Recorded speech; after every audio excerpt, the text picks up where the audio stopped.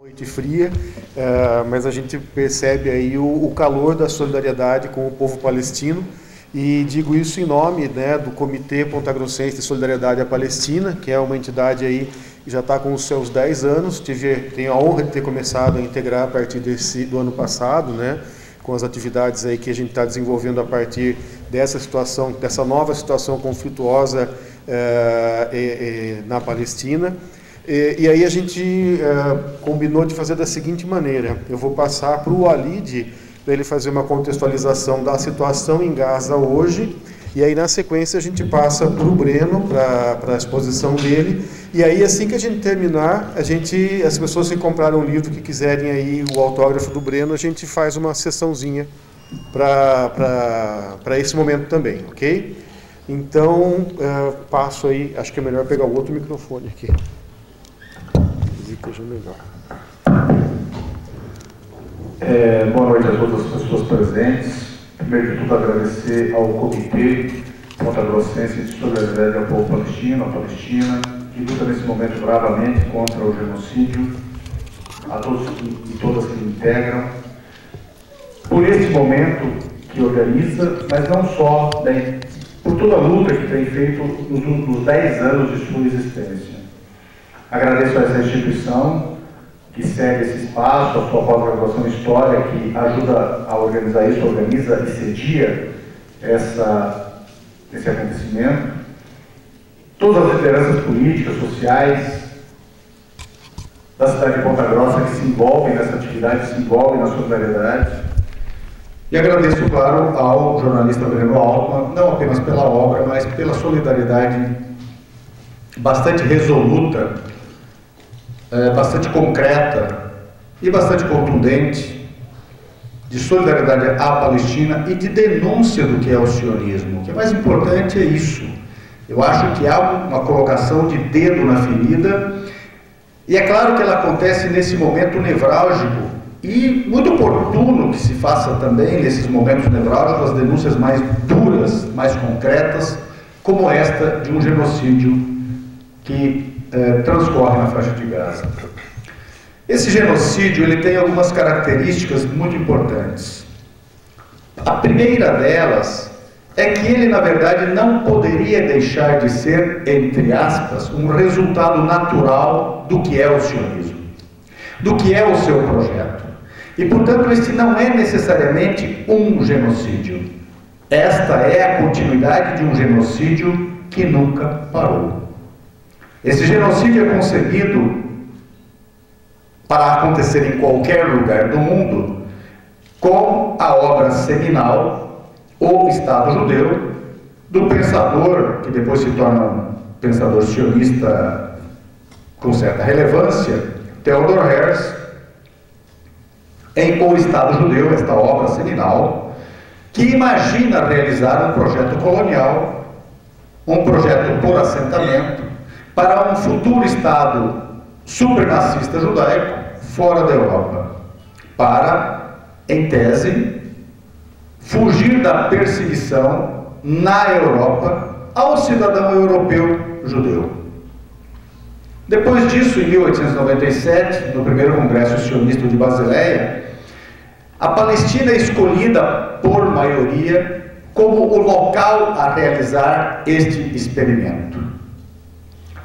Em rápidas palavras, em 1917, já com a Primeira Guerra terminada e a Turquia, que até então era a potência dominante na região onde estava a Palestina, não em todo o Oriente Médio, mas em parte dele, e nesta parte estava a Palestina, é derrotado. Os ingleses já ocupam militarmente uma parte significativa de Jerusalém e outras partes da Palestina, e na verdade toda Jerusalém, e ao final deste ano de 1917 prometem a Palestina aos eurojudeus por meio de uma declaração, a chamada Declaração Balfour, que tem 3 características fundamentais.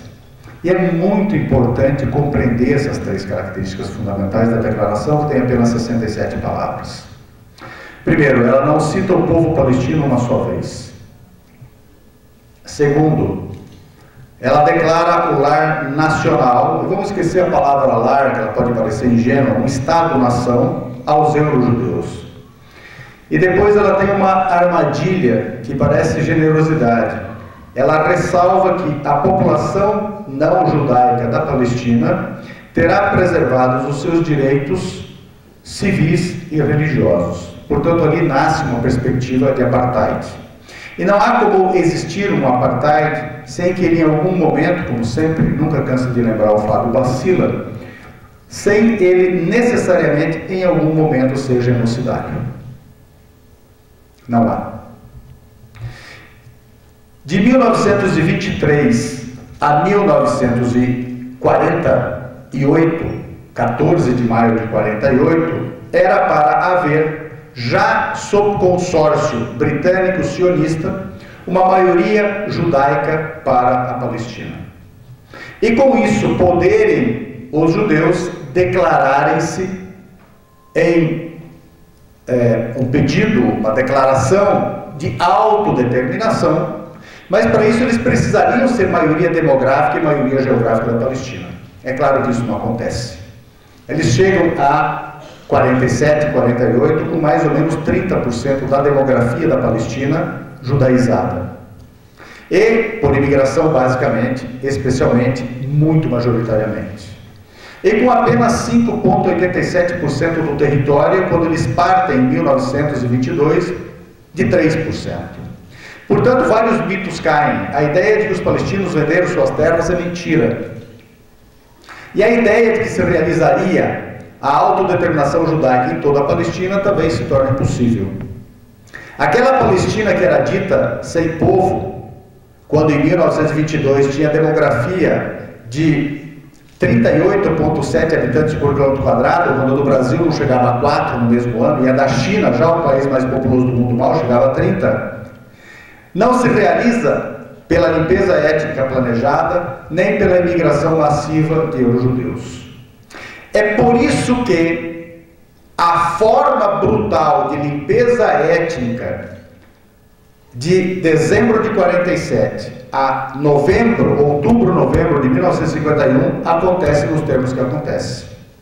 774 localidades palestinas são atacadas, invadidas, das quais 531 são eliminadas do mapa e exterminada a sua população por expulsão ou morte.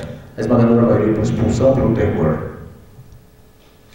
Dos 78% da Palestina tomados, então, 88% da população palestina é varrida do mapa, e esta é a maior limpeza étnica da história.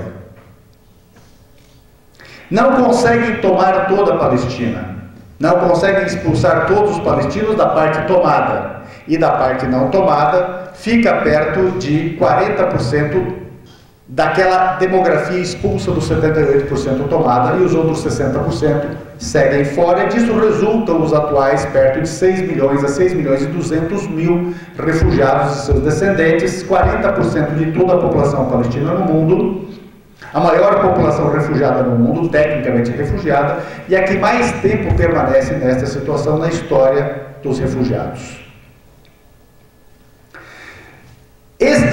Isto tudo obriga os sionistas a promoverem a guerra de 67 para tomar a totalidade da Palestina e, claro, expulsar o máximo de palestinos novamente. Eles tomam o restante da Palestina, Jerusalém Oriental, Cisjordânia toda e Gaza, mas não conseguem promover a limpeza étnica tal qual antes, e disto resulta o seguinte quadro hoje. Existem entre 300 e 400, e talvez até um pouco mais, não judeus mais do que judeus na Palestina histórica. Isto é fatal para o sionismo, porque o sionismo precisa manter, entre aspas, na cabeça deles, um equilíbrio populacional que mantenha permanentemente maioria judaica na Palestina, para que o discurso de autodeterminação judaica na Palestina continue tendo, mais uma vez na cabeça deles, algum sentido. Então, o que acontece hoje, e aqui agora eu quero ir já para os números, porque a estrela da noite é o autor do livro, nós estamos no dia 235 deste genocídio iniciado no dia 7 de outubro. Então nós temos agora, eu vou pegar os dados que eu acabei de atualizar, no meu borrão aqui, nós temos oficialmente 36.569 assassinados em Gaza. Considerando os entre 8 e 10 mil desaparecidos, nós estamos falando de 45 a 46 mil exterminados. Isso dá 2,1% da população de Gaza, equivalente a 4 milhões de brasileiros e até 16 milhões de europeus da Europa de hoje, mas considerando a demografia de hoje sobre a geografia da Segunda Guerra Mundial. Isso em apenas 235 dias. Portanto, o tamanho deste genocídio é em absoluto pequeno. Se este nível de matança persistisse por 6 anos e 1 dia, a duração da Segunda Guerra Mundial, nós teríamos perto de 170 milhões de exterminados na Europa. Na Segunda Guerra Mundial foram perto de 70 milhões os exterminados. Este é o tamanho deste genocídio. Este é o tamanho da autoridade moral, intelectual, ética e política dos que defendem e apoiam Israel e os Estados Unidos neste extermínio. Quando nós pegamos os dados para crianças, é mais assustador ainda. Números de agora, 15 mil, quase 15.300, eu arredondei para 15.300. Estimamos em 4 mil as crianças desaparecidas sob os escombros, estamos falando de 19.300. Quase 20 mil crianças, porque nós não temos os números da matança de ontem e de hoje, atualizando o número de crianças assassinadas pelo Escritório Central de Estatísticas da Palestina. Esse número de crianças é assustador. Ele dá atualmente perto de 9.600 crianças palestinas assassinadas por 1 milhão de habitantes. Vamos agora comparar com 3 dados. Segundo o Save the Children, entre 2019 e 2022, em todas as guerras havidas no mundo, as crianças significaram 1,2, ou seja, uma criança e um braço mortas por 1 milhão de habitantes. Então Israel assassina no mínimo 9.500 vezes mais crianças do que em todas as guerras identificadas nos últimos 3 anos, de 2019 até 2022 por Save the Children. Em fevereiro, completaram-se 2 anos da guerra Rússia e Ucrânia. As crianças assassinadas foram 2,5 crianças por 1 milhão de habitantes. Na Segunda Guerra Mundial, morreram, oficialmente, 1,5 milhão de crianças. 2.800 por milhão em 6 anos. Israel mata em Gaza hoje 3,3 vezes mais do que o nazismo matou, ou durante o período nazista foram mortas, crianças na Europa durante a Segunda Guerra Mundial. Eu estou falando de 6 anos, e em Gaza eu estou falando de 235 dias. Se este nível de matança durasse os 6 anos da Segunda Guerra Mundial, seriam perto de 65 mil crianças palestinas por 1 milhão de habitantes. 32 vezes mais do que o nazismo matou, ou durante o período nazista foram mortas crianças na Europa. Eu tive a curiosidade de verificar Auschwitz e pegar a demografia que ele polarizava, e também deu 2.800 crianças por 1 milhão de habitantes da área de Auschwitz. E Auschwitz era um campo de extermínio. Então, este é o quadro deste genocídio. E depois nós falamos das mulheres. As mulheres são agora, em números atualizados para hoje, 10.018 oficialmente, estimamos entre 700 e 1.000 as desaparecidas. Estamos falando de 11 mil mulheres, 25% dos assassinados e as crianças 45% dos assassinados. Nós temos hoje perto de 1.000 dessas mulheres foram assassinadas grávidas, na verdade podem ser mais. Especialmente porque foram destruídos todos os hospitais. Nós temos agora 300% de aumento dos abortos involuntários. E nós temos entre 50 e 60 mil mulheres palestinas grávidas para dar à luz, com todos os hospitais destruídos, sem medicamentos, sem médicos e sob absoluta insalubridade. Esse é um processo genocidário, um experimento social genocida único na história humana. Ele pretende, eliminando ventres nesta quantidade industrial e eliminando as crianças que saíram anteontem desses ventres, colapsar a capacidade reprodutiva da sociedade palestina. Nós estamos falando do primeiro plano de esterilização pela matança massiva em uma guerra de extermínio da história humana. E isto os grandes veículos de comunicação têm feito questão de esconder. Mais do que isso, justificar. Israel tem dito que está em processo de autodefesa. Legalmente, à luz do direito internacional, isso não é um direito de autodefesa, não só porque está a Palestina sob genocídio, mas porque a ocupação colonial, a potência que promove a ocupação colonial à luz do direito internacional, não tem direito à autodefesa. Somente a população sob ocupação tem direito à autodefesa, e à luz disso, portanto, nem mesmo força bélica é a força daquele que luta contra a ocupação. A esta luz é possível perfeitamente interpretar que todos são civis, além do mais. Para nós termos uma ideia de alguns outros números assustadores e assombrosos, nós temos hoje, para dados de fotos satelitais de janeiro, divulgados pela análise dessas fotos pela Universidade Estadunidense do Oregon, 75% de destruição, e neste caso eu estou falando de janeiro. Outubro, novembro, dezembro e janeiro, estou falando de 4 meses, e não dos 8 meses que nós estamos fechando agora. 75% de destruição. Na Segunda Guerra Mundial, que durou 6 anos, apenas uma cidade da Europa, Hamburgo, chegou perto deste nível de destruição.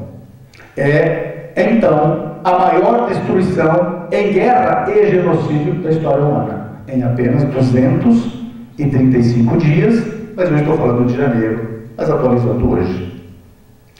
Todos os hospitais foram atacados. Todos os depósitos de medicamento foram atacados. 492 profissionais de saúde foram assassinados.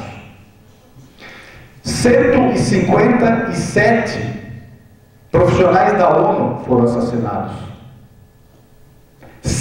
Quase 150, 146, hoje atualizaram para 147, na verdade, jornalistas foram assassinados. Só para nós termos uma ideia, durante a Segunda Guerra Mundial inteira, foram assassinados 69. Quando nós pegamos o tamanho da guerra no tempo e o tamanho da guerra na demografia envolvida, nós encontramos o assombroso número de que Israel mata hoje 5.800 vezes mais jornalistas do que foram assassinados na Segunda Guerra Mundial. Para nós termos uma ideia, além do mais, dentro da própria Palestina, do que isso significa, vocês sabem que nós chamamos os acontecimentos de 1947 a 51 de Nakba, a catástrofe ou a grande catástrofe palestina. Neste momento em Gaza, e ela durou 4 anos, esse experimento de extermínio da Palestina, em 47 a 51. Neste momento, nós temos entre assassinados e deslocados 91,5% da população de Gaza afetada. Então, a maior limpeza étnica da história, que envolveu 88% da população da Palestina naquele momento, foi superada agora nesse genocídio em Gaza. Naquele momento, houve 15 mil palestinos assassinados, agora 45 mil, 3 vezes mais assassinados do que assassinados na maior limpeza étnica da história. Nós estamos diante de um genocídio apocalíptico. Nós estamos diante da tentativa de extermínio e de solução final da Palestina. Na pior das hipóteses, para exterminar, eliminando pela morte ou pela expulsão, pelo terror e pelo medo, e pelo colapsamento da capacidade reprodutiva dessa sociedade, a eliminação de ao menos 1 milhão de palestinos para, na cabeça doentia e genocidária dos sionistas, equilibrar a maioria judaica com vistas a discursar o direito à autodeterminação. Um outro dado assombroso é a quantidade de feridos. São 86 mil agora, 86.015, se não me engano, feridos. A esmagadora maioria mutilados ou feridos muito graves. Neste momento, quase todos eles deslocados para o sul, para Rafah, que tem apenas 60 mil quilômetros quadrados. Deve ser menor do que o centro de Ponta Grossa e mais um bairro. Então vocês imaginem 2.200.000, a esta altura menos, porque dos 2.223.000 de palestinos em Gaza no dia 7 de outubro, nós já temos 45 ou 46 mil a menos. Então nós estamos falando de perto de 1.950.000, 60 ou 70 mil palestinos em Rafah, dos quais perto de 1.700.000 estão abrigados em tendas. Um banheiro para 3 mil pessoas. 86 mil feridos apodrecendo ali, sem medicamento, sem comida e sem água, e sem médicos, e sem hospitais. Esses 86 mil estão fadados à morte. 300 mil palestinos tratavam de alguma doença crônica em Gaza no dia 7 de outubro e não tratam há 235 dias. Já é perto de 600 mil aqueles que têm alguma doença de infecciosa adquirida neste período devido à falta de comida, à falta de água, à insalubridade e todos os efeitos da guerra. 12 mil tratavam de câncer e não tratam mais. Somemos isto tudo e podemos estar perto do extermínio de mais, pelo menos 100 a 130 mil palestinos, que é a estimativa da ONU diante de todos esses efeitos diretos e indiretos deste extermínio. Nós podemos estar diante do extermínio de até 200 mil palestinos, 10% da demografia de Gaza, o que significaria perto, hoje, de 75 a 80 milhões de europeus e perto de 20 a 21 milhões de brasileiros. Este é o tamanho desse genocídio. Bem, é possível superar isto? É possível. A comunidade internacional está se mobilizando, as manifestações nas ruas não param. Nos Estados Unidos, a juventude toma as universidades, e aqui eu não quero fazer vernissagem com isso. Nós estamos falando da juventude das principais instituições de ensino superior estadunidense, aquelas que formam a elite estadunidense, aquelas que vão formar o futuro Estado profundo dos Estados Unidos, que é o verdadeiro dono deste genocídio. Netanyahu, esse açougueiro, é um mero executor. É como se fosse um cangaceiro no Brasil. É como se fosse um PM deslocado, porém com aviação. Esse genocídio estadunidense. Nos Estados Unidos, de 2013 até agora, segundo o Instituto Gallup, saltamos de 12% dos que apoiam nos Estados Unidos a Palestina para 27%. Somos maioria na juventude. Somos maioria. Somos minoria, mas não perdendo muito feio nos adultos até 60 anos e perdemos mais feio naqueles acima de 60. Mas estamos virando o jogo lá. Aí pá. O grande lobby sionista nos Estados Unidos nunca apareceu tanto. Mas porque está precisando lutar lá. Antes não precisava. Antes uma festinha com alguns bombons já resolvia. Agora não. Ou seja, o mundo está mudando. Quem imaginou que essa gente sentaria no banco dos réus para serem julgados por genocídio na Corte Internacional de Justiça? Quem imaginaria que nós teríamos um promotor do TPI, Tribunal Penal Internacional, pedindo a prisão do Netanyahu e do Yoav Gallant, o ministro da guerra israelense, que comanda esse genocídio formalmente? Quem diria? E por que isso é importante? Porque esses são ocidentais indo para o banco dos réus. E essas instituições foram feitas para prender africanos, asiáticos e árabes, e não ocidentais. E eu finalizo dizendo para vocês duas coisas. Primeiro, nós estamos falando de um genocídio que é do Ocidente. Por que do Ocidente? E por que ele é mais um do Ocidente? Porque o Ocidente cometeu todos os genocídios da história humana nos últimos 500 anos. A escravidão é ocidental. As guerras do ópio são ocidentais.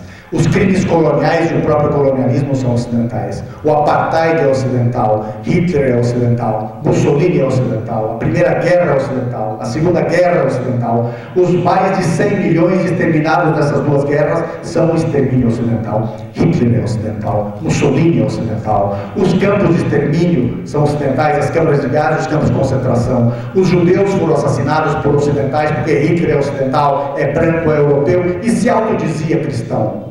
Isso não é fruto dos palestinos, nem dos orientais, nem dos chineses dentre os orientais, nem dos africanos, nem dos muçulmanos, nem dos cananeus da cepa antiga. E por fim, nós estamos diante de um experimento genocida para ser aplicado em qualquer canto do mundo. Nós estamos diante de uma sociedade, a essa israelense, projetada para ser um modelo de sociedade totalitária para todo o mundo, em que o governo central será os Estados Unidos, e lembrem-se dos filmes e livros distópicos. Lembre-se que neles há ditaduras no futuro com o máximo de tecnologia e com o máximo de extermínio e totalitarismo. Lembrem-se dos filmes desses de galáxia, que também tem o máximo de tecnologia e o máximo de ditadura.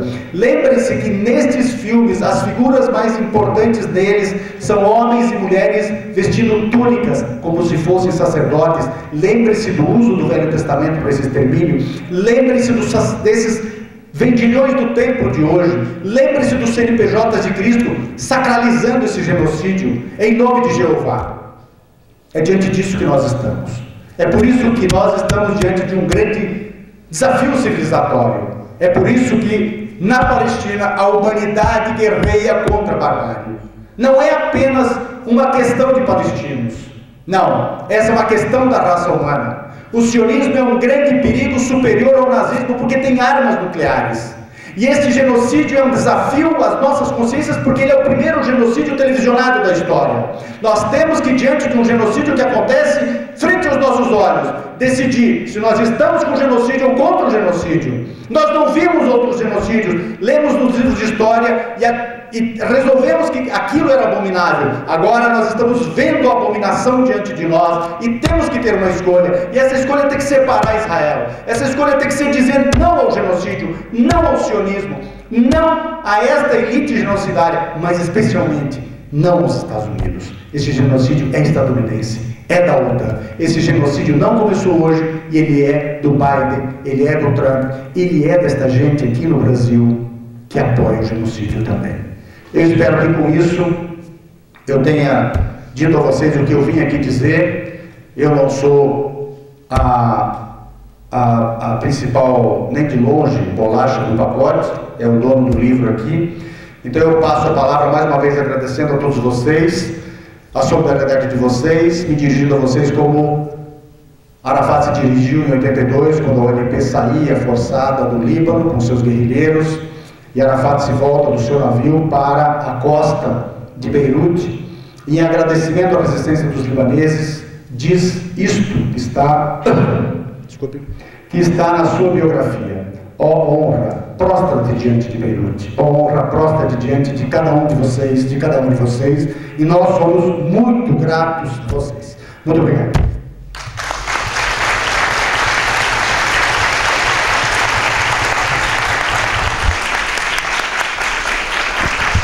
Pessoal, eu só queria deixar dois recados. O primeiro é que nós passamos para os coordenadores de curso um link para o formulário para certificados. Então, quem preencheu esse formulário online não precisa preencher a lista que está passando aqui em papel, né, para quem ainda precisar dos certificados. A gente vai criar, vai colocar numa pasta compartilhada e mandar para o e-mail de vocês.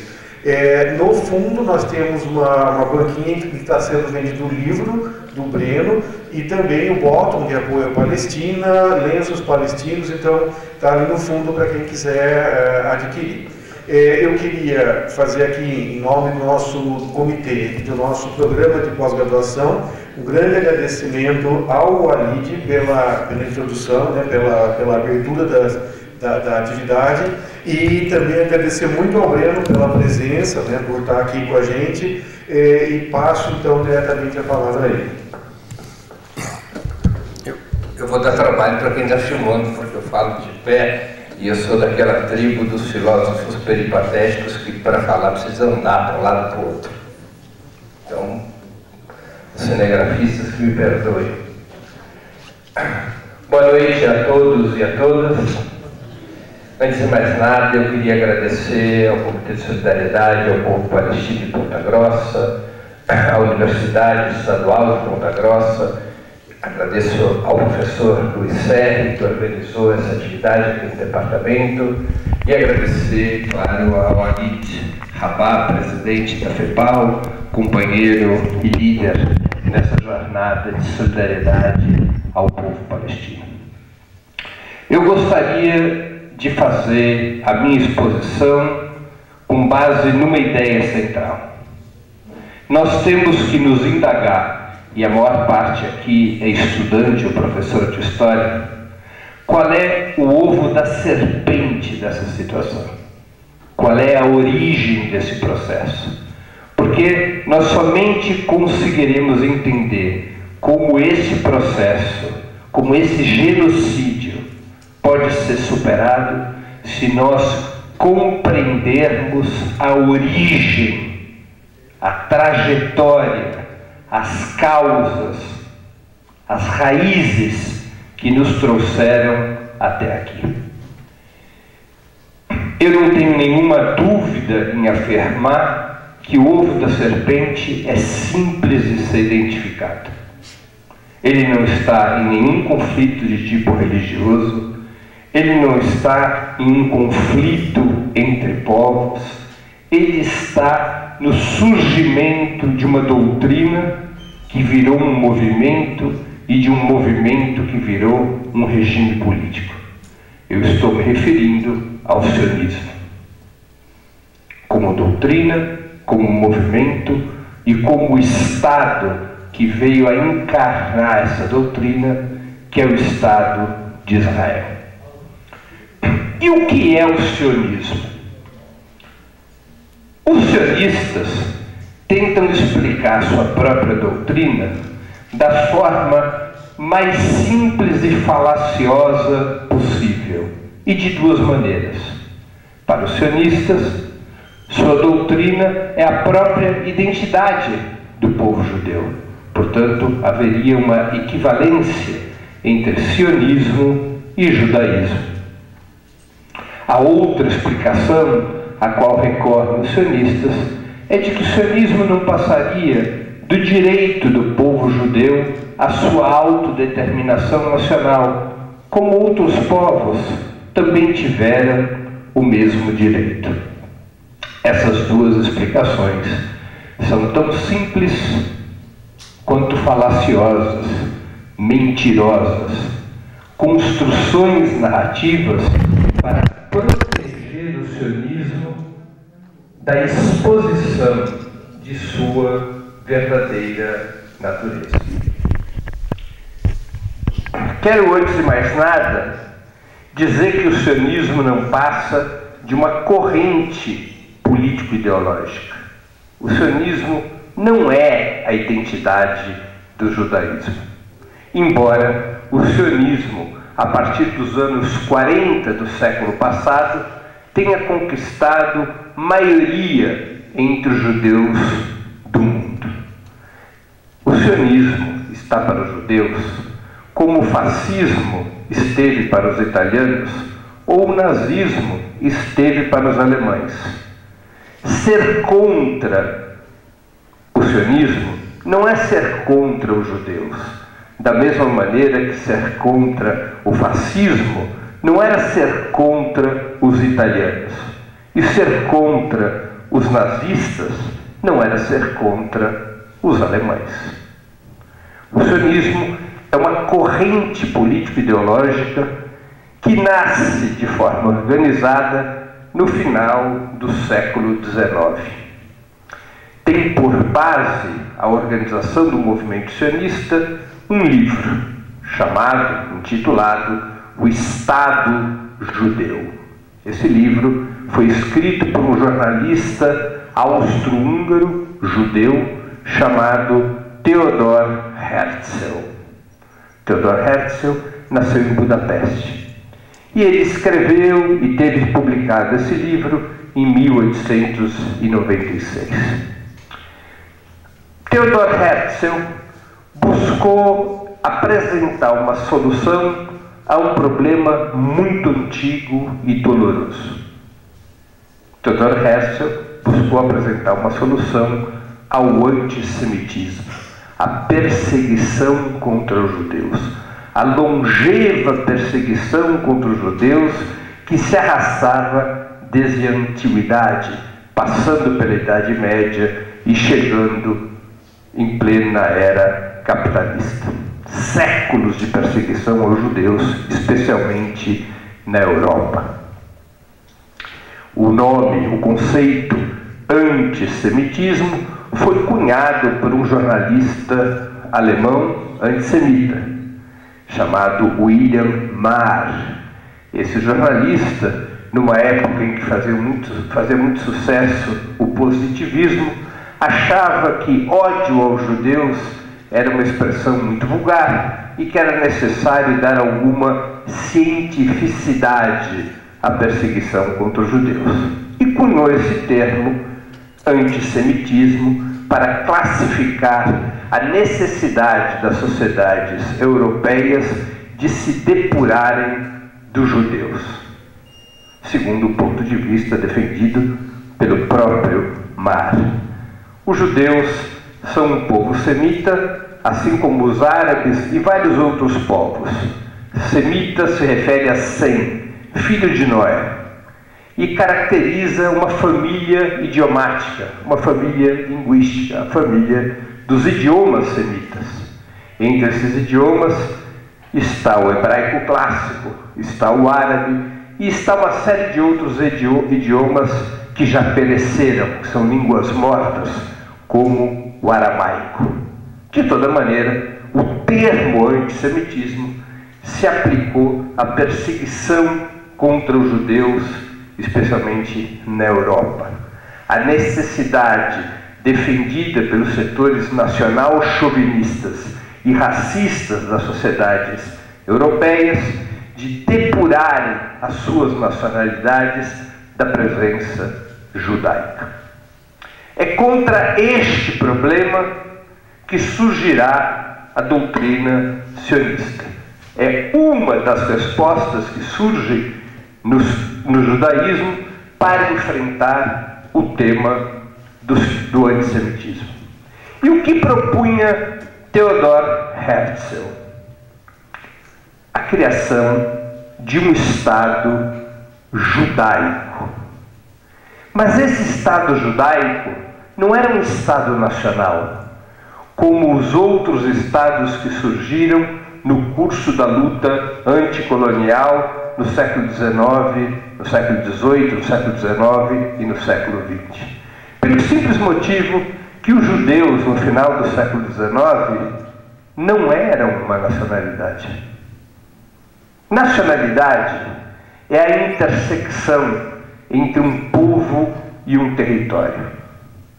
Sem território não há nacionalidade. Nós mesmos aqui no Brasil sabemos disso. Os negros escravizados, para cá trazidos pelo colonialismo português, esses negros escravizados, lá em sua origem, pertenciam a distintas nacionalidades.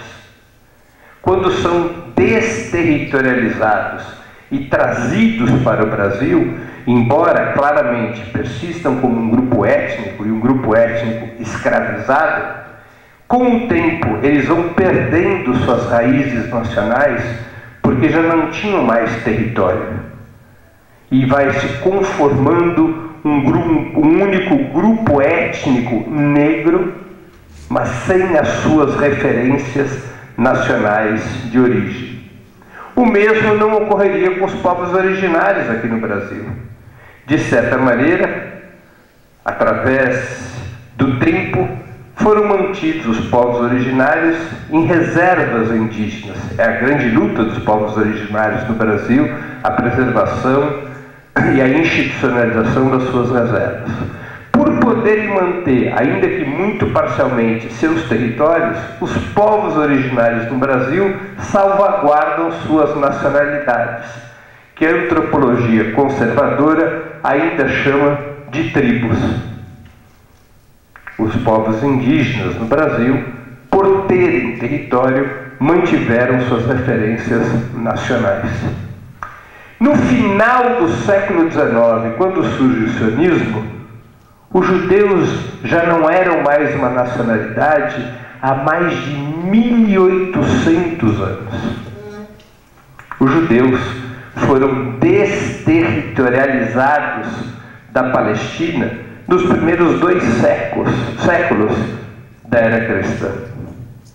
O Império Romano destrói Jerusalém no ano 70, os judeus ainda mantêm resistência contra o Império Romano até o ano 135, quando então o imperador Adriano esmaga as últimas resistências hebreias, e isso conclui o processo de expulsão dos judeus da antiga Canaã, rebatizada pelo próprio Império Palestino, pelo próprio Império Romano de Palestina. E os judeus saem da Palestina, expulsos, vão para a diáspora, para o êxodo, para a imigração. E se integram e se assimilam, e são assimilados às distintas nacionalidades europeias para onde emigram numa primeira etapa. Com o tempo, os judeus deixam de ser uma nacionalidade e passam a ser um grupo étnico-cultural muito diverso e até mesmo um grupo religioso, com referências religiosas. Nem todos os judeus são religiosos. A palavra judeu se aplica a 3 situações diferentes. O judeu é uma nacionalidade, foi uma nacionalidade enquanto os judeus existiram na antiga Canaã, rebatizada Palestina. Judeu se aplica também para uma origem étnica, e judeu se aplica também àqueles que são adeptos da religião judaica. São 3 situações que não necessariamente confluem para uma mesma identidade. Por exemplo, eu sou judeu. Certamente eu não sou de nacionalidade judaica, porque embora eu já esteja um pouco passado nos anos, não deu tempo de eu viver a nacionalidade judaica até o século II a.C., até o século II depois de Cristo. Eu não possuo religião, eu não sou um judeu religioso, eu sou ateu, não tenho adesão à religião judaica, mas eu sou um judeu de origem étnica. Haverá judeus que são apenas religiosos, que não possuem origem étnica porque se converteram ao judaísmo. E certamente não há nenhum judeu ainda vivo que tenha pertencido à nacionalidade judaica soterrada pelo Império Romano. O tempo não alcança. Portanto, quando o sionismo emerge como doutrina, os judeus não eram mais uma nacionalidade. Assim sendo, a proposta de criar um Estado judeu não tinha a ver com um território natural, não tinha a ver com a libertação nacional. A situação clássica de libertação nacional, de autodeterminação nacional, é quando um povo que ocupa um determinado território está submetido ao domínio colonial. O povo norte-americano, ao lutar contra o imperialismo britânico, tinha direito à autodeterminação porque o imperialismo britânico havia colonizado o povo e aquele território. O mesmo se aplica ao Vietnã, colonizado pela França, ou a Argélia, também colonizado pela França, ou o Brasil, colonizado pelos portugueses. ou a América Hispânica, colonizada por Madrid, um povo, um território que lutam contra o domínio colonial. Essa não era a situação dos judeus no final do século XIX. Portanto, o que Herzl estava propondo não era autodeterminação nacional, não era a criação de um Estado nacional, era uma outra coisa. Herzl estava propondo um Estado étnico, um Estado de supremacia étnica, um etno-Estado, uma etnocracia, um Estado racial. Uma solução, portanto, racista a um problema racista. Contra o racismo do qual eram vítimas os judeus, criaram um Estado de supremacia racial judaica. Isso é explícito nas páginas de Estado Judeu, nos diários de Herzl e nos documentos sionistas de todos os tempos. Essa era a solução de tipo nacional-chauvinista e racista que o sionismo propunha. Era tão evidente esta anomalia do Estado judeu, essa sua desvinculação da questão nacional, essa sua natureza etnocêntrica. Isso era tão evidente que não havia um local natural onde existir esse Estado judaico. Porque quando o povo brasileiro lutou por um Estado brasileiro, ninguém discutia onde construir esse Estado brasileiro. Esse Estado brasileiro só podia existir nas terras brasileiras onde vivia o povo brasileiro. O mesmo vale para todos os povos que se libertaram da colonização. Mas o Estado judeu de Herzl, ele não tinha um território natural, porque ele não era um Estado nacional. E, portanto, se colocou imediatamente uma questão no debate entre os sionistas: onde construir o Estado de supremacia racial, de supremacia étnica judaica? No início do movimento sionista, foi lançado um bordão que parecia transpirar generosidade: uma terra sem povos para um povo sem terras. Não é generoso isso? Vamos construir um Estado de supremacia étnica, mas sem atrapalhar ninguém. Nós não vamos incomodar ninguém. A gente quer um território desabitado, um território ermo, um território desocupado. Alguns grupos sionistas acreditaram nesse bordão e propuseram, nos primeiros congressos do movimento sionista, que esse Estado judeu fosse fundado na Patagônia, em Uganda, no Congo, um pouco mais adiante, no 4º Congresso Sionista, em Madagascar. Mas o que prevalece no movimento sionista foi de construir esse Estado judeu na Palestina. A explicação que os sionistas davam para essa escolha era uma explicação, novamente, de aparência simples, como é próprio da narrativa sionista. É o retorno dos judeus às suas terras ancestrais, como se fosse um filho retornando à casa do pai, como se fosse um imigrante voltando ao seu país, como se fosse algo muito simples, quando era, na verdade, um movimento extremamente nefasto. Mas por que é que os sionistas escolhem a Palestina? E a explicação fundamental nós vamos encontrar na relação entre o movimento sionista e grupos, setores da religião judaica. O movimento sionista, quando ele nasce, no final do século XIX, ele é um movimento laico, ele não é um movimento religioso.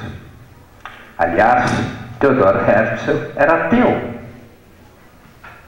E eles vão se dando conta, nos primeiros anos do movimento sionista, que aquele discurso que Herzl propunha não chegava nas massas proletarizadas e empobrecidas do judaísmo, especialmente na Europa Oriental.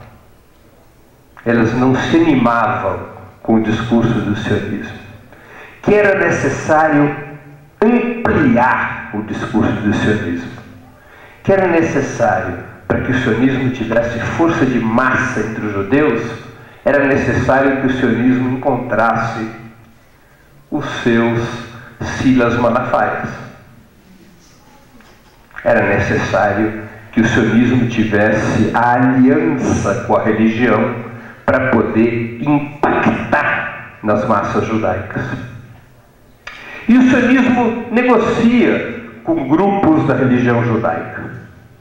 Uma negociação é terrena, a outra negociação é bíblica.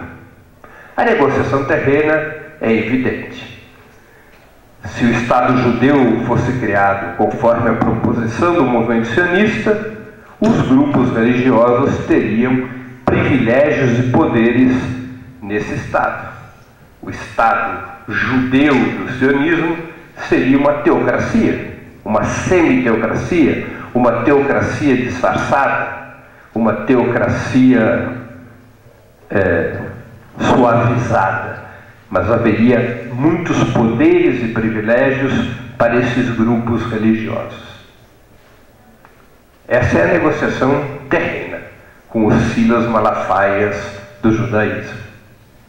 Mas a negociação religiosa é que foi o pulo do gato.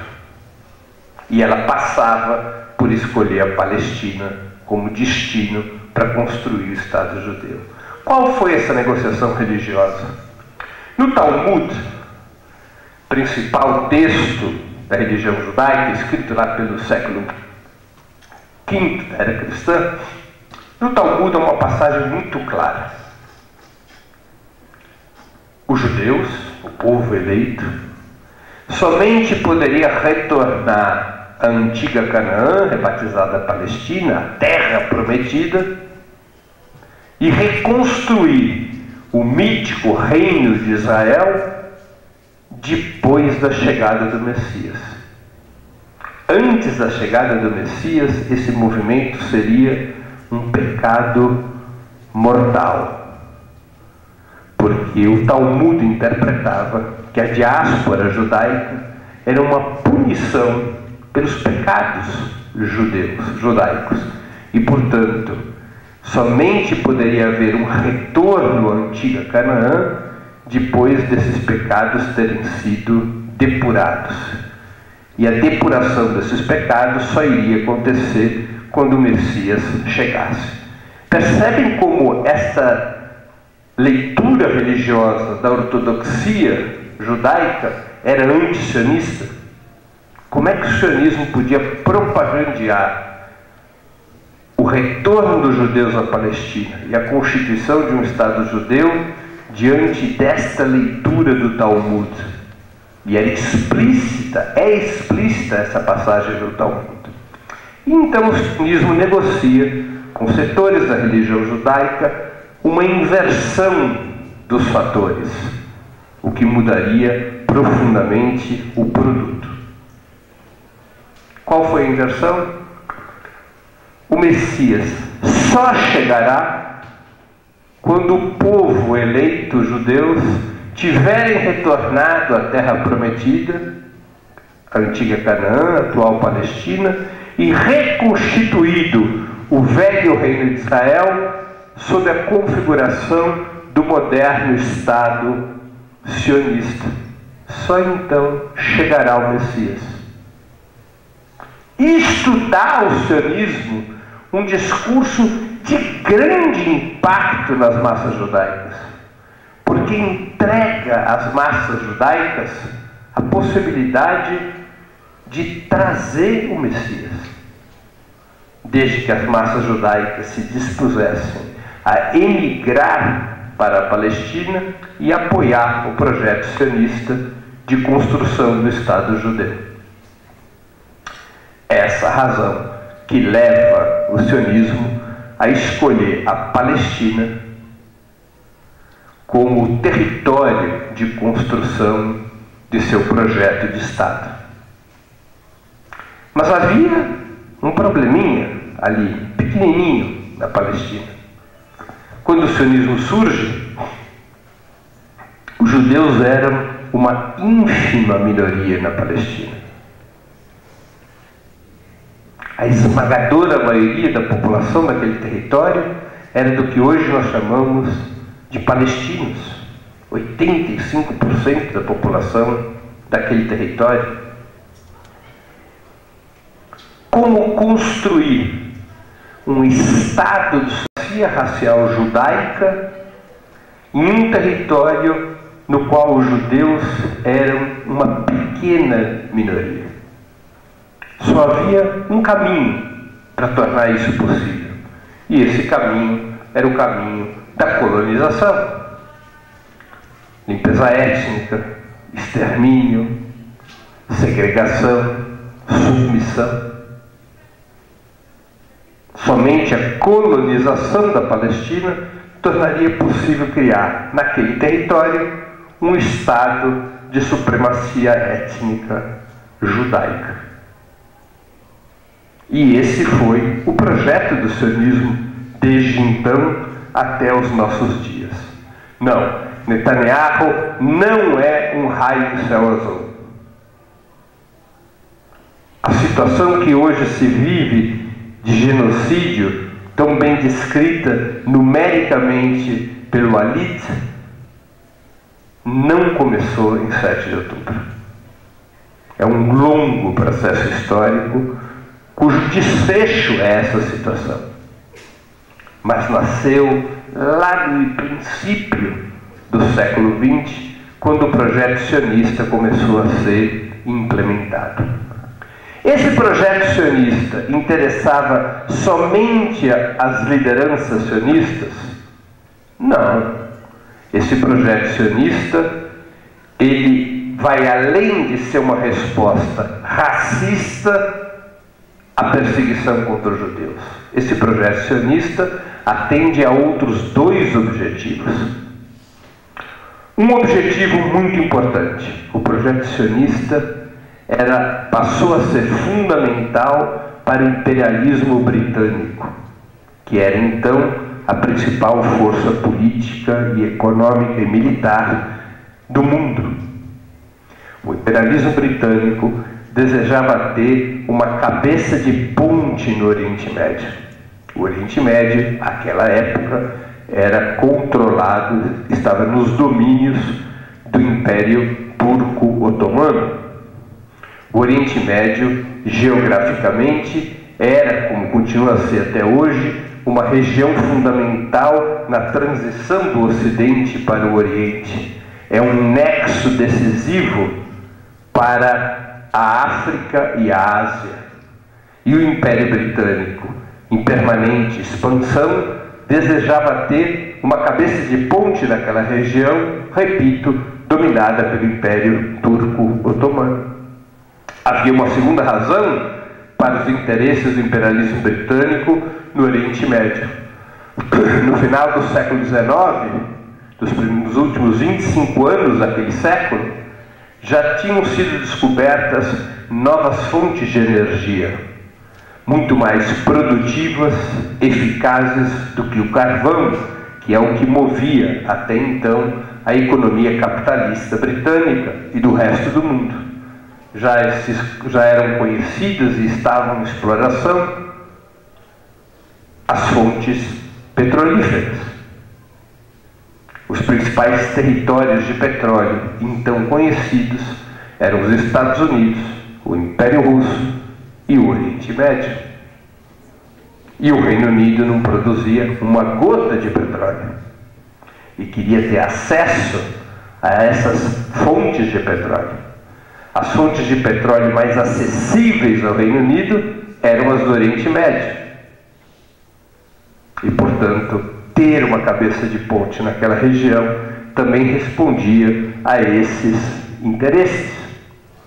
O Reino Unido tentou negociar com lideranças árabes para um outro caminho que não fosse a aliança com o sionismo.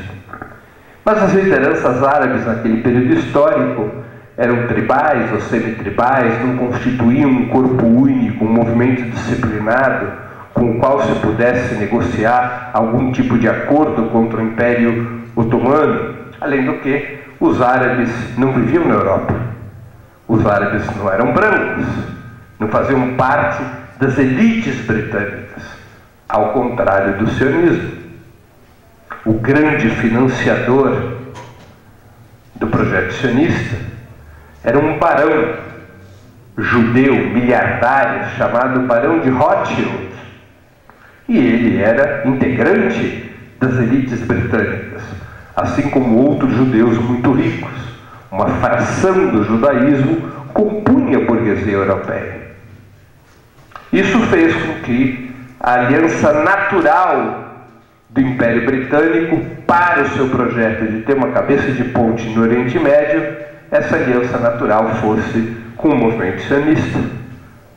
O Império Britânico apoiou financeiramente, apoiou militarmente, apoiou diplomaticamente o avanço do projeto sionista, embora tivesse ao longo do tempo, das décadas seguintes, contradições com esse movimento. Esse era um segundo motivo, então, fundamental do sionismo. O primeiro, a construção de um Estado de supremacia racial contra o antissemitismo.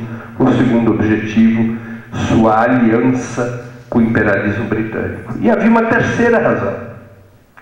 Naquele período histórico, no final do século XIX, início do século XX, o judaísmo era uma presença muito importante nas lutas sindicais, socialistas e revolucionárias em curso.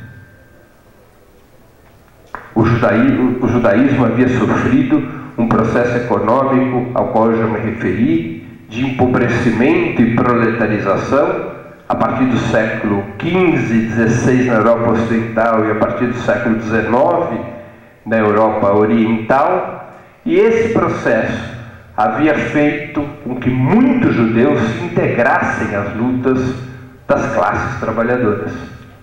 E esse processo fez com que surgisse uma corrente política com muita influência no judaísmo e que seria a corrente majoritária entre os judeus até os anos 40 do século passado. Essa corrente foi fundada por um judeu alemão chamado Karl Marx. Karl Marx, na juventude, escreve um livro chamado Sobre a Questão Judaica. E nesse livro, Karl Marx faz um diagnóstico do antissemitismo e propõe um caminho para a sua superação. De acordo com Marx, nesse livro, a origem do antissemitismo, a base material do antissemitismo, tinha a ver com as funções mercantis e creditícias que os judeus exerceram desde a antiguidade, quando na diáspora foram para a Europa. Os judeus monopolizaram praticamente as atividades do comércio e as atividades de empréstimos a juros. Essas atividades essenciais na Antiguidade e na Idade Média, na economia agrária da Antiguidade e da Idade Média, essas atividades que eram essenciais, por outro lado, despertavam muito ódio. É muito simples. Levante a mão aqui quem gosta de banqueiro. Ninguém gosta de banqueiro? Puxa vida. Levanta a mão aqui quem gosta de comerciante. Ninguém também gosta de comerciante. Claro. Imagine então na economia agrária da Antiguidade e da Idade Média, quando as pessoas trabalhavam de sol a sol, com as próprias mãos para plantar e para colher, e tinham que ir às cidades da época, comprar as mercadorias que não eram capazes de produzir, ou tomar dinheiro emprestado para alguma emergência ou para alguma necessidade, e se encontravam com um povo classe que tinha as mãos sem calos, que não trabalhavam na agricultura, que tinham tempo livre, que eram mais ricos, em média, do que qualquer outro grupo. Imagine, então, o ódio que isso despertava. E Marx faz esse diagnóstico. E ele diz muito claramente que somente seria possível superar o antissemitismo se esta base material do antissemitismo fosse superada.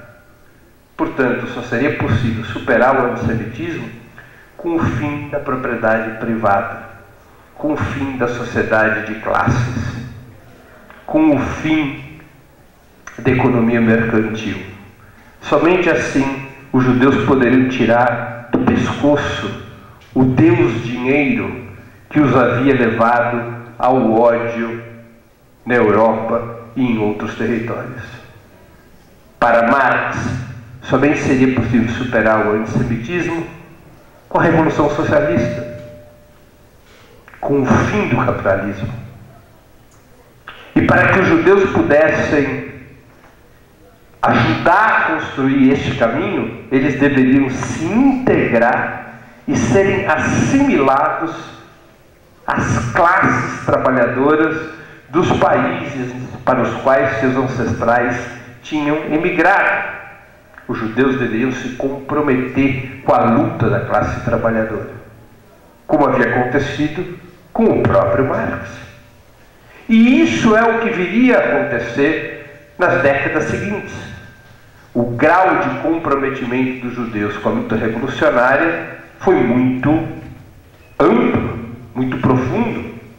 E os judeus traziam, embora fosse um grupo muito pequeno, os judeus traziam à luta revolucionária algo extremamente importante, que daria muito destaque ao judaísmo na luta revolucionária, na luta socialista. Os judeus traziam a carga cultural e educacional que haviam conseguido acumular durante séculos, exatamente por conta dos seus privilégios econômicos.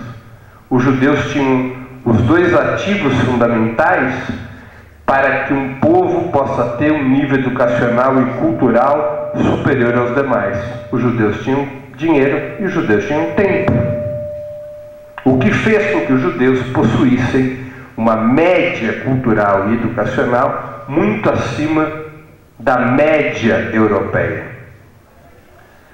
Durante muitos séculos, esse conhecimento, essa educação, essa cultura esteve a serviço das classes proprietárias. Quando os judeus se empobrecem e se proletarizam, esse conhecimento e essa cultura se transferem à luta revolucionária e à luta socialista. Querem um exemplo? Quando acontece a Revolução Russa em 1917, na direção do Politburo do Partido Bolchevique, 7 eram seus integrantes. Embora a população judaica na Rússia não fosse superior a 5 ou 6% do total, dos 7 integrantes do Politburo do Partido Bolchevique, 4 eram judeus. Trotsky não se chamava Trotsky. O nome de Trotsky era Lev Davidovich Bronstein. Zinoviev não se chamava Zinoviev, se chamava Aronovich. Kamenev não era Kamenev, era Rosenfeld. Sokolnikov não era Sokolnikov, era Yankelevich. Gershon Yankelevich. Dos 7 integrantes do Politburo, os únicos 3 que não eram judeus eram Stalin, Lenin e Bubnov. E essa influência do judaísmo na luta revolucionária era muito importante. E esse era o terceiro objetivo, o terceiro interesse a que se prestava o projeto sionista. Neutralizar, ou tentar neutralizar no interior do judaísmo a influência das ideias revolucionárias, para que o aporte do judaísmo à luta socialista se reduzisse e o apoio da burguesia europeia e de outras regiões ao sionismo para este objetivo, neutralizar a influência das ideias revolucionárias no judaísmo, para neutralizar a influência do judaísmo na luta pelo socialismo, o aporte da burguesia europeia americana e assim por diante, a esse objetivo foi enorme. É o terceiro objetivo, o terceiro interesse a qual servia o projeto sionista. E o projeto sionista, nessas condições, foi sendo implementado em etapas. A primeira etapa foi da colonização por povoamento. Qual era o objetivo dessa etapa? Aumentar a presença demográfica judaica na Palestina. Para isso, conforme até as instruções do livro de Herzl, o Estado Judeu, para isso foram criados dois grandes fundos, o Fundo Nacional Judaico e a Agência Judaica. Esses fundos recolhiam recursos da burguesia judaica da Europa e dos Estados Unidos e também dos seus aliados. O Fundo Nacional Judaico se destinava a comprar terras, terras dos turcos e terras dos árabes. E a Agência Judaica usava recursos das mesmas fontes para financiar a imigração, especialmente de judeus da Europa Oriental para a Palestina. No início, segundo boa parte dos registros históricos, os palestinos não se davam conta do que estava acontecendo. Era um comércio de terras, um bom negócio. Quem queria vender terra por alguma necessidade ou algum outro objetivo, tinha um comprador judeu, que até então era um palestino, viviam naquela região. E esse palestino comprava a terra e trazia um primo, trazia um sobrinho que vinha lá da Rússia ou da Polônia. Essa era a situação aos olhos dos palestinos. Mas estava em curso uma colonização por povoamento. O Fundo Nacional Judaico comprava terras, a Agência Judaica financiava a imigração judaica para a Palestina. Essa colonização por povoamento, ela foi a forma predominante de colonização até a segunda década do século XX. Até o final da segunda década, meados, final da segunda década do século XX. Quando a presença judaica na Palestina cresce e o volume do capital judaico também cresce, inicia-se uma segunda etapa da colonização, que é a colonização por segregação. O que isso significava? O capital judaico na região, no território palestino, criou empresas, fazendas, escolas, hospitais, clubes, que tinham uma grande e determinante característica: só para os judeus. Somente os judeus podiam ter empregos nessas empresas, poderiam ter lugar nessas fazendas, podiam ter acesso a esses hospitais, a essas escolas e a esses clubes. E essa situação levou a uma brutal diferenciação econômica, social e racial da Palestina, com o enriquecimento relativo dos judeus e o empobrecimento daquela vasta maioria palestina na região. Essa colonização por segregação, ela avança até os anos 30, que quando se abre a terceira etapa da colonização. É evidente que os palestinos, diante dessa situação, ao longo dos anos 30, a partir do final dos anos 20, entrando nos anos 30, o povo palestino irá lutar contra essa situação. Irá fazer greves, protestos, mobilizações, ações armadas, exigindo empregos nessas empresas, exigindo lugares nessas fazendas, exigindo acesso às escolas, às educações, exigindo que se reduzisse, claro, a imigração judaica para a região, porque eles estavam correndo risco, com o apoio do Império Britânico ao movimento sionista. O povo palestino já era visível, estava correndo um seríssimo risco de perder o controle sobre o seu próprio território. E lutam. Essa luta atingirá seu apogeu na Revolução Palestina de 36 a 39. Nesse período de lutas do povo palestino é que emerge a terceira etapa da colonização, que é a colonização pela violência. O que fazem os sionistas? Criam 3 grandes milícias armadas, cada uma dessas milícias vinculadas a um setor político distinto do sionismo. Essas milícias se chamavam Haganah, Irgun e Lehi. Haganah, vinculado ao chamado sionismo trabalhista ou socialista. Irgun e Lehi, vinculados à direita sionista. Irgun e Lehi se juntariam aos setores políticos, os braços políticos dos grupos Irgun e Lehi, que eram milícias, se juntariam a outros grupos nos anos 40, final dos anos 40, e formariam um partido chamado Herut. Esse grupo Herut se juntaria a mais outros grupos nos anos 70 e formaria o Likud. Likud é o partido de Benjamin Netanyahu.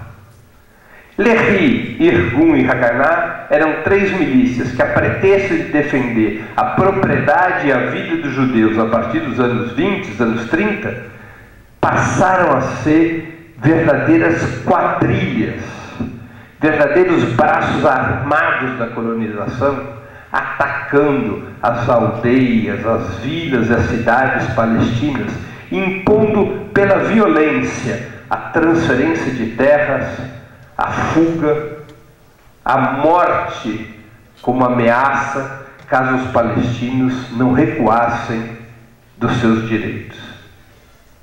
Essas milícias crescerão nos anos 30 e nos anos 40 adquirirão sua maior radicalidade. Na formação do Estado de Israel em 1948, no trânsito para a formação do Estado de Israel, essas milícias cometeriam alguns dos atos terroristas mais brutais dos nossos tempos, como o massacre de Deir Yassin, uma aldeia palestina na qual foram mortos centenas de mulheres e crianças pela ação conjunta do grupo Irgun e do grupo Lehi.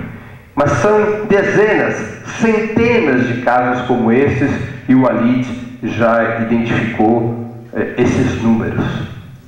Portanto, é nessa terceira etapa da colonização pela violência que iria se consolidar a criação do Estado de Israel em 1948. Essas três milícias, depois da criação do Estado de Israel, em 15 de maio de 1948, essas três milícias, seus braços armados, se fundiriam e criariam as FDI, as Forças de Defesa de Israel, as Forças Armadas israelenses que hoje nós vemos praticando genocídio na faixa de Gaza. As Forças Armadas israelenses têm como origem três milícias terroristas que têm na sua história crimes de sangue desde os anos 20. E eles se reivindicam, Walid, como o exército mais ético do mundo. E essa é a história das Forças de Defesa de Israel.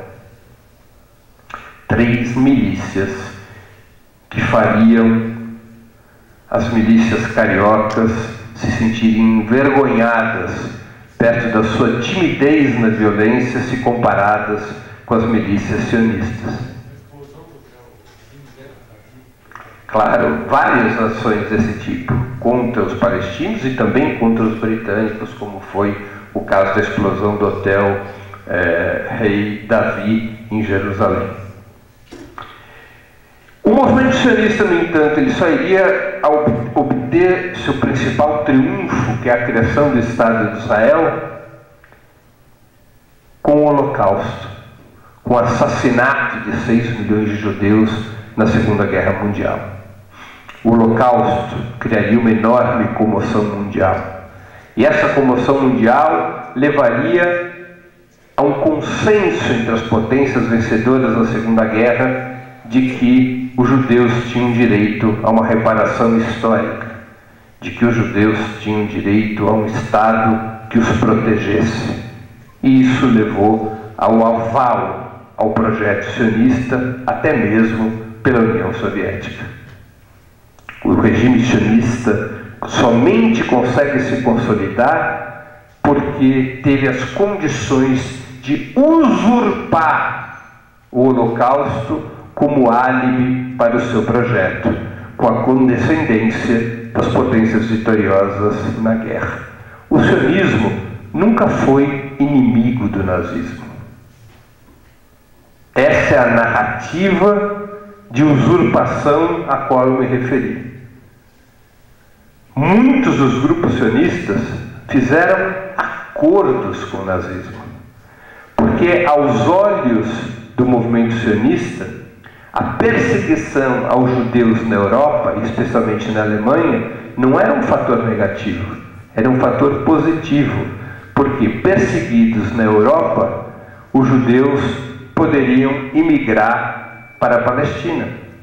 Os judeus que queriam continuar vivendo nos países para os quais tinham imigrado e nos quais tinham nacionalidade, perseguidos pelo nazismo, os judeus poderiam ser seduzidos por medo a emigrar para a Palestina.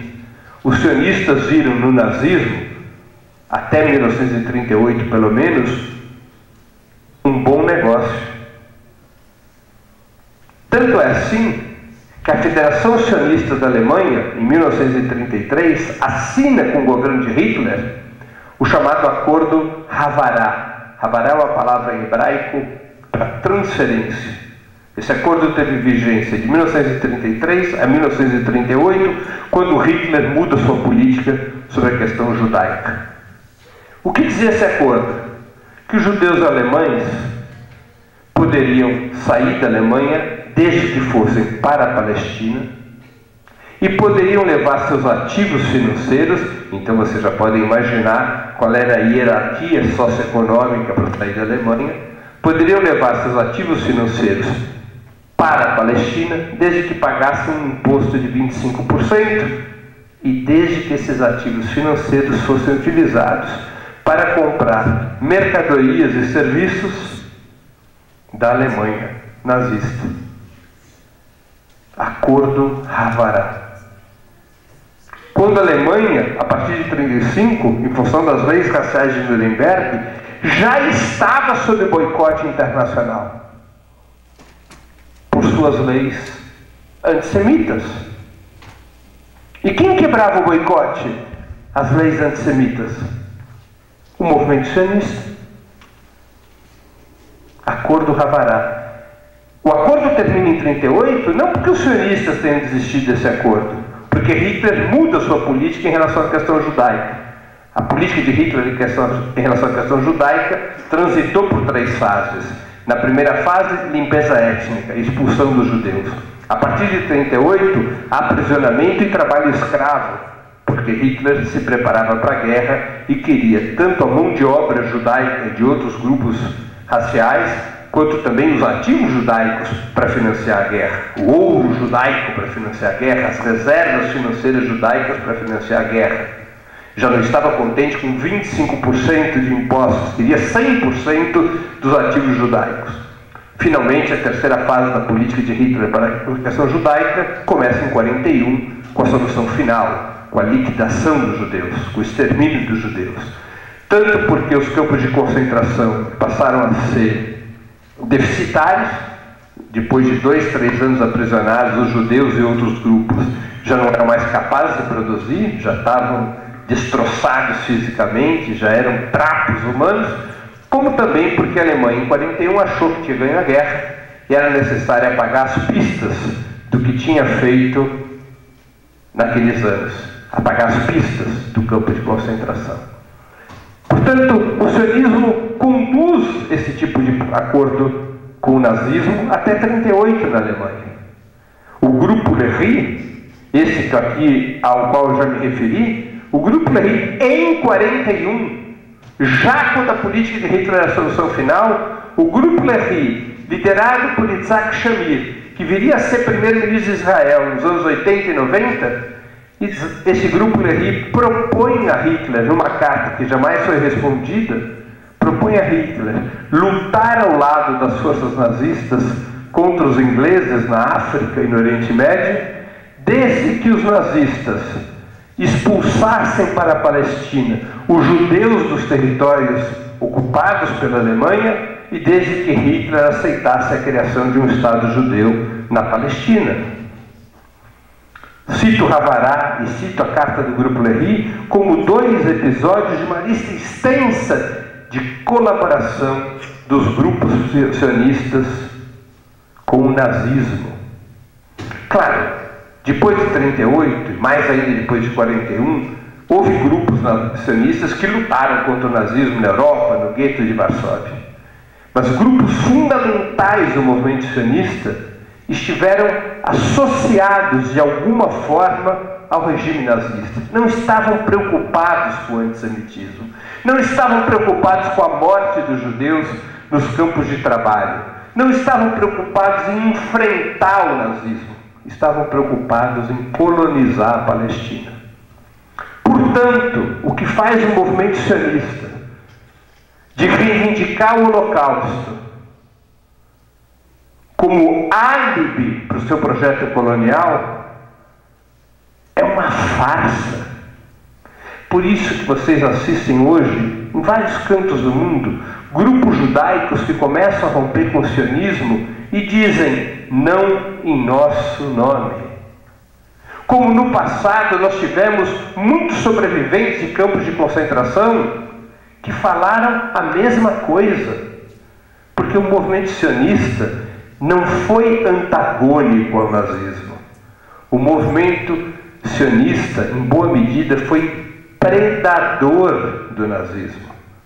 Se aproveitou da situação criada pelo nazismo para impulsionar o projeto de colonização da Palestina. Quero concluir, que já se aproxima de 1 hora da minha exposição, chamando a atenção para aquilo que me parece ser o essencial quando nós falamos de ovo da serpente. Nada do que está acontecendo agora é descolado desse processo histórico. Nem sequer o fato de que os sionistas de hoje utilizam métodos tão semelhantes aos dos nazistas, como o Alid aqui tão bem descreveu. É porque os sionistas nunca foram críticos estruturais do antissemitismo. Os sionistas nunca foram, como eu já disse, inimigos do nazismo.